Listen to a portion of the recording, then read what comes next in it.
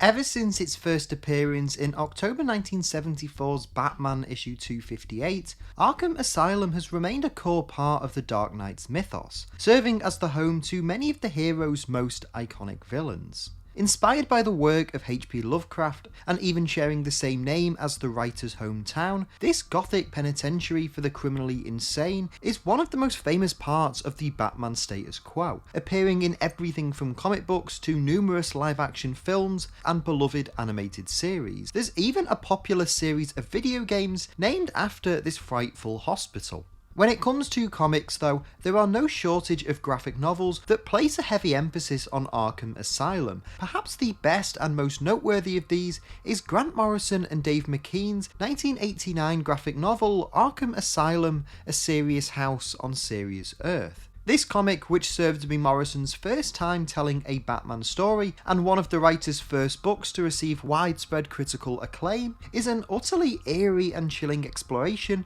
of mental health, as well as a fascinating critique on the comic book industry at the time. It's a book that sees the inmates of Arkham take over the asylum and demand that Batman is the one to confront them, causing the Caped Crusader to go on a psychological and mind-bending journey through the maze-like prison to find the Joker and regain control of Arkham. As this premise might suggest, Arkham Asylum is one of the most unconventional and experimental Batman stories ever told, and in this video I want to explain the history of just how it came to be, what Grant Morrison's original ideas were for this fascinating comic book story, and what makes Arkham Asylum one of the most brilliant and horrifying Batman stories ever told.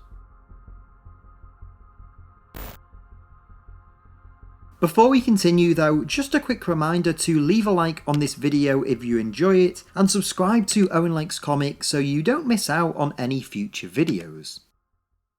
To understand the genius of Arkham Asylum, we first have to understand the visionary creator behind this story, Grant Morrison. You see, Morrison had begun working at DC Comics in 1987, following a successful stint on the popular British sci-fi series 2000 AD. Initially hired to take over Animal Man, a relatively obscure hero created during the Silver Age, Morrison exceeded all expectations, taking a character who had only infrequently appeared in DC books throughout the decade, and began to craft a legacy through the exploration of animal rights, cosmic spirituality, and postmodernism, taking what was first conceived as a 4-issue series to a total of 26 issues. With the shock success of Morrison's Animal Man, the writer began to branch out and tell their unique brand of storytelling in other DC books, with the writer also taking over Doom Patrol from Paul Kupperberg in 1989, a comic they would write until 1993 and create a near-definitive take on one of DC's most unusual teams. It was during the time that Morrison began working on Doom Patrol though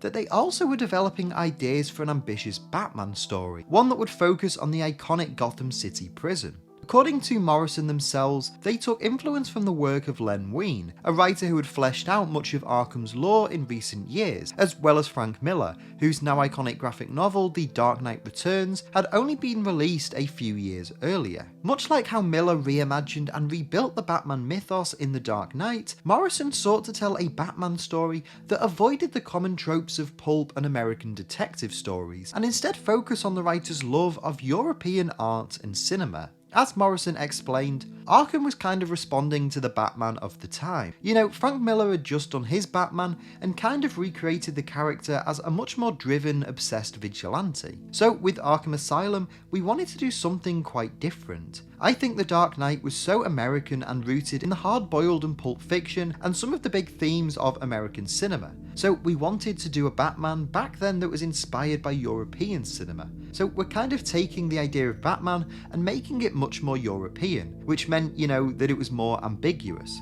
It was shifty and shadowy. We were kind of psychologically critiquing that take on Batman, which wasn't necessarily Miller's take, but a lot of writers who followed Miller took Batman a little too far down the path of psychopath. In particular, Morrison took heavy influence from Lewis Carroll, writer of Alice in Wonderland, as well as the work of Carl Jung and Aleister Crowley, aiming to create a Batman story that felt like something of a fever dream, as opposed to the more realistic and gritty treatments that had been seen in stories like The Dark Knight Returns and The Killing Joke. After successfully pitching their idea to DC, Morrison would actually seek out artist Brian Bolland, who had worked with Alan Moore on The Killing Joke. However, instead, Morrison found themselves being paired up with Dave McKean, an artist who had previously worked with Neil Gaiman and found success on the covers for Hellblazer. Although admittedly not their initial choice, McKean's art would perfectly complement Morrison's ambitious story, with his abstract and nightmarish paintings setting the tone for Batman's psychological adventure into both Arkham Asylum and the minds of his most deadly foes. Morrison and McKean's story, Arkham Asylum, A Serious House on Serious Earth, would eventually be released as a 128-page one-shot graphic novel in November of 1989, capitalising off the recent success of Tim Burton's live-action Batman film, and upon its release, readers would prepare themselves for a journey with the Dark Knight unlike anything they'd ever taken before. Arkham Asylum opens in the 1920s, as a young Amadeus Arkham watches as his mother descends into madness. As he grows up, Amadeus turns his childhood home into the infamous asylum, dedicating his life to helping and rehabilitating the criminally insane. From here, we jump to present day, where Commissioner Gordon meets with Batman, informing him that a gang of patients led by the Joker have taken over the facility and are demanding that Batman comes to meet with them. Realising the danger these villains pose, Batman travels to the asylum alone, walking through its gothic, maze-like corridors, where he comes face to face with the Joker himself, who informs him that he has 1 hour to traverse the asylum before the inmates are set loose to kill him. Joker escorts Batman into the main halls of Arkham, where he meets 2 of the staff members being held hostage, therapist Dr. Ruth Adams and the current administrator Dr. Cavendish. As Batman speaks with them, we see the Joker gesture towards Harvey Dent, who, as a result of the treatment he's been receiving, has descended even further into insanity, replacing his famous coin with a 6-sided dice and tarot cards. Dr. Adams claims that this has liberated Two-Face, as now he has over 70 different options to choose from as opposed to the 2 that he would with the coin. While the Dark Knight talks with Dr. Adams, their conversation shifts towards the Joker, with Ruth claiming that she believes the Clown Prince of Crime is actually super sane, hyper aware of the world around him, and overwhelmed by the chaos he experiences. Joker interrupts this conversation, holding up a Rorschach test to the pair and asking Batman what he sees. Now, the Caped Crusader claims to see nothing, causing Joker to lash out, telling his arch enemy that he wants him to feel just what it's like to lose his mind.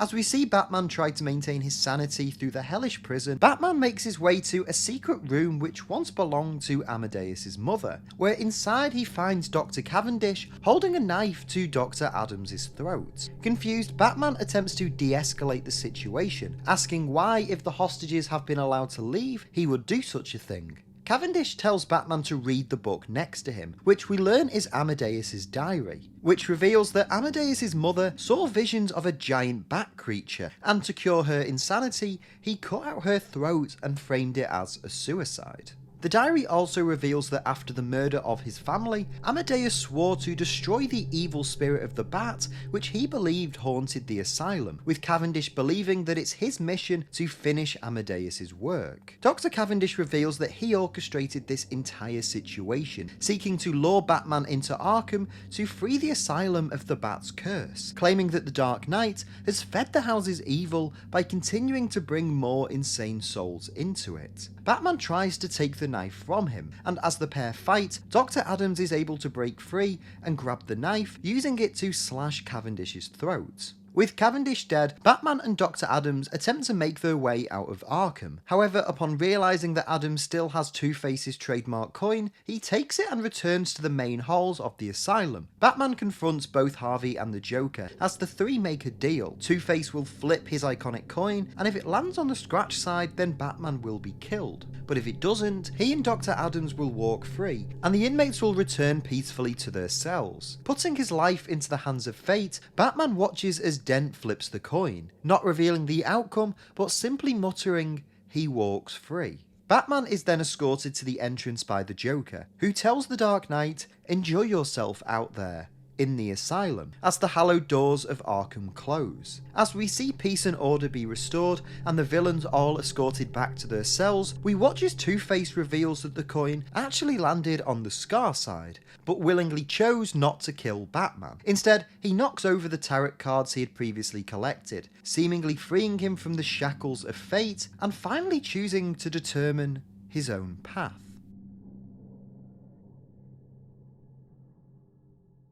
For a story that has such a straightforward plot, Arkham Asylum is layered with so many unique themes and ideas that manages to make this into one of the most complex and thought-provoking comic books of a generation. The book feels like a test on behalf of Grant Morrison, pushing Batman's sanity to its breaking point and posing the question of if he's any more sane than the villains he fights. Through the use of the bat as a symbol of the evil inside Arkham, it poses the question of whether or not Bruce Wayne's heroics actually make Gotham City a safer place, as well as the impact it has on the mentally ill foes he comes into conflict with. The comic displays this idea visually, with Dave McKean's fantastic artwork, in addition to the brilliant lettering from Gaspar Saladino, becoming more distorted and surreal as the story progresses. At times, this comic can be genuinely difficult to read and follow, but that is actually part of the charm, as it makes you, the reader, feel the same way the Dark Knight does as he traverses through the insane halls of Arkham and his own psyche.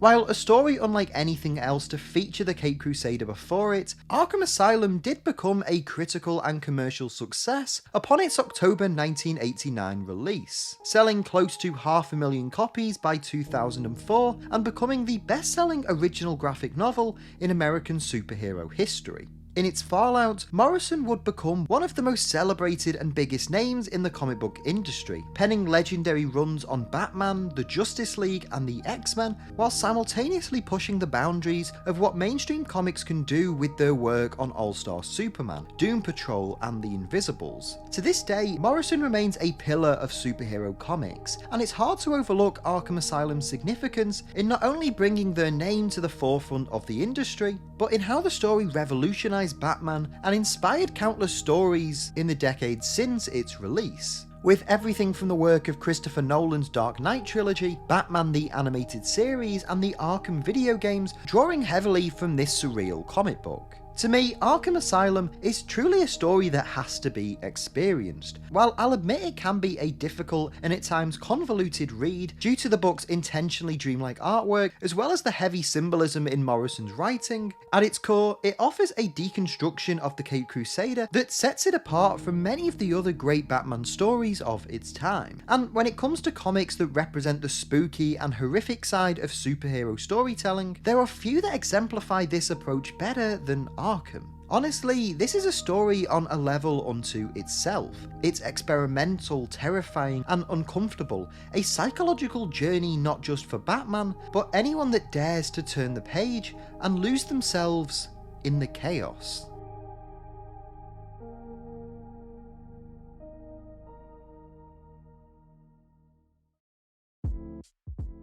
Hey everyone, thank you so much for watching today's video. I hope you enjoyed it. If you did, please make sure to leave a like on the video and leave a comment down below as well. Let me know your thoughts on everything we talked about in today's video. I can't wait to hear what you have to say as always. If you're new to Owen Likes Comics, please make sure to hit the subscribe button and the notify bell so you don't miss out on any future videos. And if you enjoyed this and you want some more, there should be some other videos on screen right now that you might also enjoy.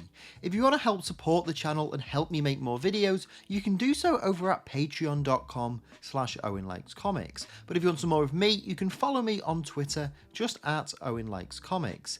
That's all for this video though. Again, thank you all so much for watching. I hope you enjoyed it, and hopefully I'll see you next time. But until then, take care and keep reading.